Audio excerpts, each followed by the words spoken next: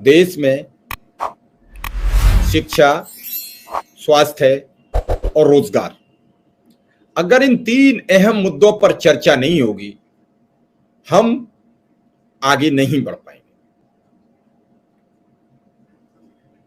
शिक्षा, स्वास्थ्य, रोजगार प्रत्येक देश की मूलभूत संरचना में आते हैं, और जब संरचना ध्वस्त होती है तो फिर कुछ भी काम नहीं आता है।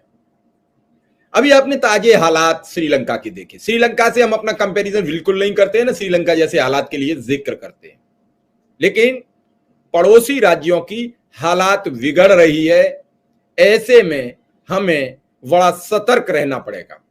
पाकिस्तान भूखमरी के कगार पर, जहां चाय मना किया जा रहा है कि चाय मत पीजिए।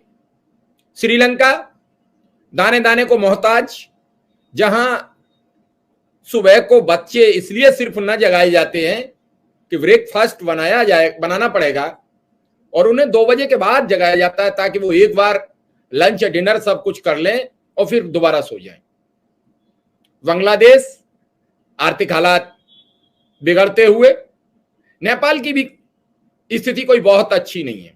ऐसे में चारों तरफ का जो वातावरण कहते हैं वो प्रदूषित हो गया, तो हमें सतर्क रहना पड़ेगा। कहते नहीं है कि पड़ोसी के हालात बहुत खराब है, असर कुछ न कुछ आ जाएगा।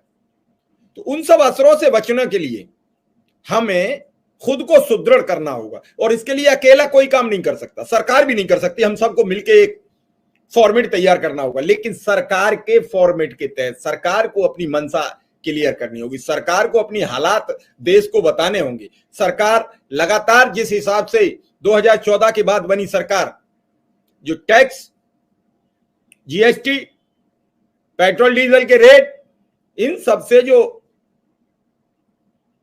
सरकार की इनकम हुई, उससे रोडों का जाल और सब ये सब चलता रहा।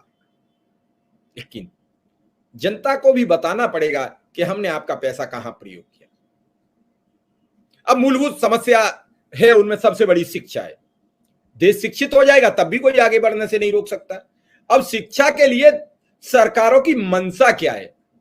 आज कोर्ट में अनुदेशक के केस की सुनवाई थी, जहां सरकार के वकील ने कहा कि मैं फाइल नहीं पढ़ पाया, जबकि सुप्रीम कोर्ट ने पहले सचिव साहब को जब थोड़ा लताड़ लगा दी थी, तो सचिव साहब ने जून में ही कागज प्रस्तुत कर दिए सारे, और तब से लेके अब तक सरकार के वकील ने वो पेपर नहीं पढ़ पाए। हालांकि इस पर सरकार पर जुर्माना भी हो गया 10,000 रुपया, लेकिन उस जुर्माने से उन पीड़ितों का जिनकी केस की सुनवाई पर तो कोई असर पड़ता नहीं। तो इन समस्याओं से सरकार भाग क्यों रही है? इन समस्याओं पर बातचीत से बच क्यों रही है? मैं कब कहता हूं कि आप कोर्ट के आदेश का पालन करो? आप लागू कर दीजिए। 27 जुलाई डेट है, और कल एक कैबिनेट, परसों जब भी कैबिनेट की बैठक हो, 27 जुलाई से पहले एक आदेश पारित कर दीजिए।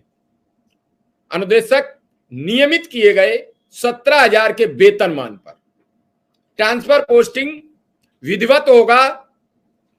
किसी भी स्कूल में आपस में ट्रांसफर पोस्टिंग की यह प्रक्रिया रहेगी, रिन्यूअल की प्रक्रियाओं से सबसे निजात दिलाते हुए।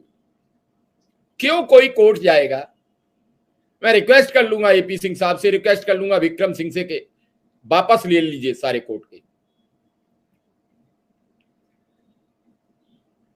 वाहवाही हो जाएगी सरकार की, पीड़ितों को न्याय मिल जाएगा।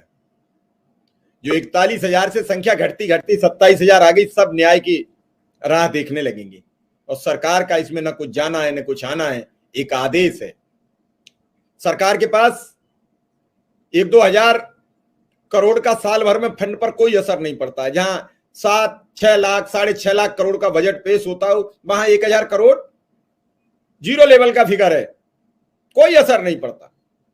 कर दीजिए, दिखा दीजिए बड़ा दिन। हमारे साथ रोज की तरह आदरणीय सुरेंद्र भाई जुड़ चुके हैं, मैं उनका स्वागत, बंदन और अभिनंदन। नमस्कार सर, आज कोर्ट में सुनवाई थी 11 जुलाई। आपके अनुरोध पर आदरणीय वकील साहब एपी सिंह साहब कोर्ट हाजिर हो गए जाके इलाहाबाद। सुनवाई हुई। सुनवाई का लबोलवाब ये रहा कि सरकार के वकील एलपी मिश्रा जी ने कह दिया कि हमने फाइल नहीं पढ़ पाई।